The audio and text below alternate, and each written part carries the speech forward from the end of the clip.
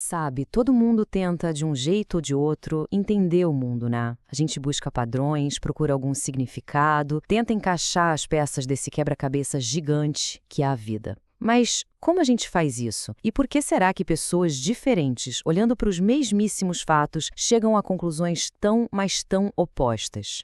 Para a gente começar a desvendar isso, o material que estamos analisando hoje traz uma história bem curiosa.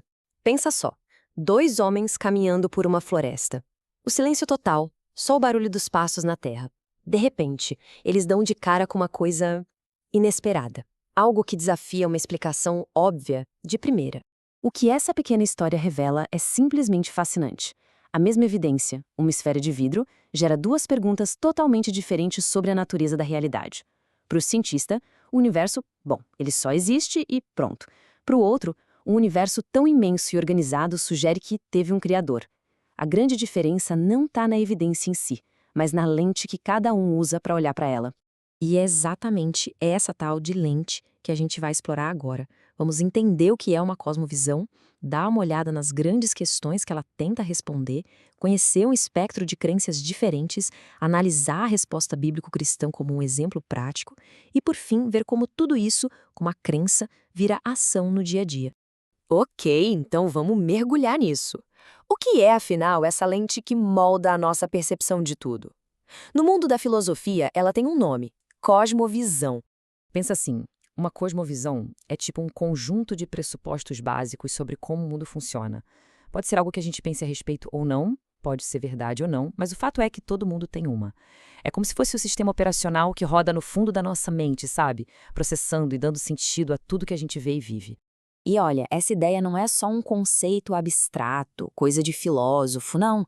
Ter uma cosmovisão é uma ferramenta essencial para a gente navegar pela vida, porque ela força a gente a encarar as perguntas mais profundas da existência humana.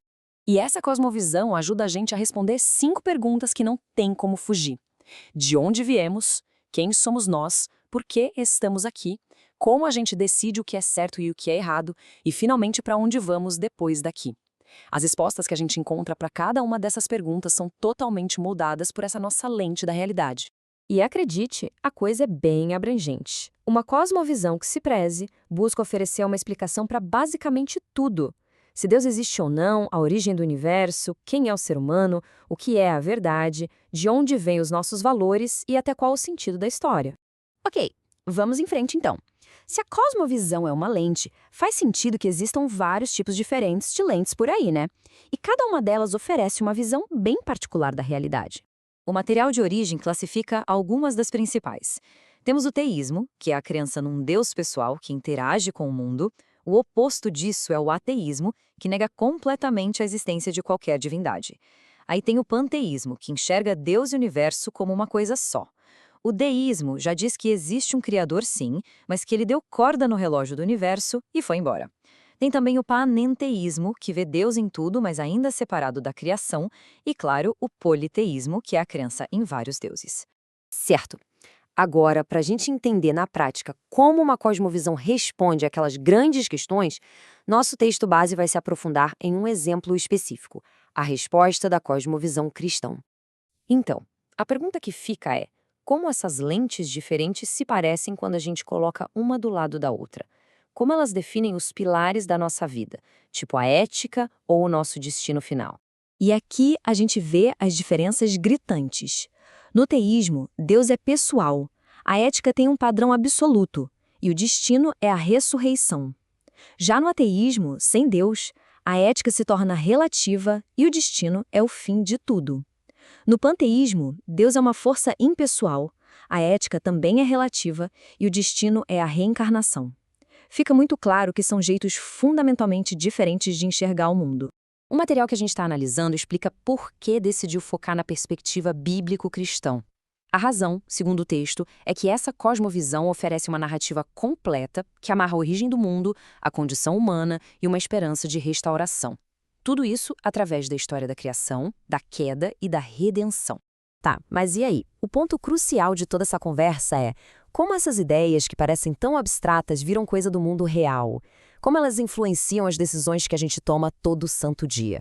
Para tornar isso bem concreto, o texto traz um dilema ético clássico.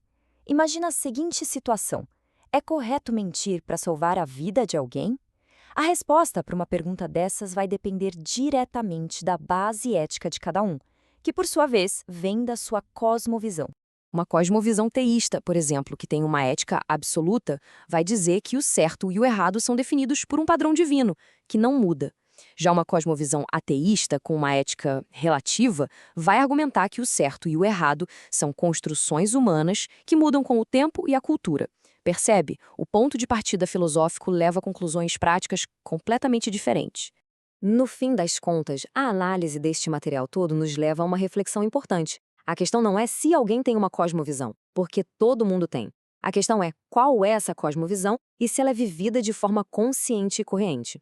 Então fica a pergunta: qual é a lente que cada um usa para interpretar a realidade? Porque essa lente não apenas colore o que se vê, ela na verdade define o mundo em que se vive.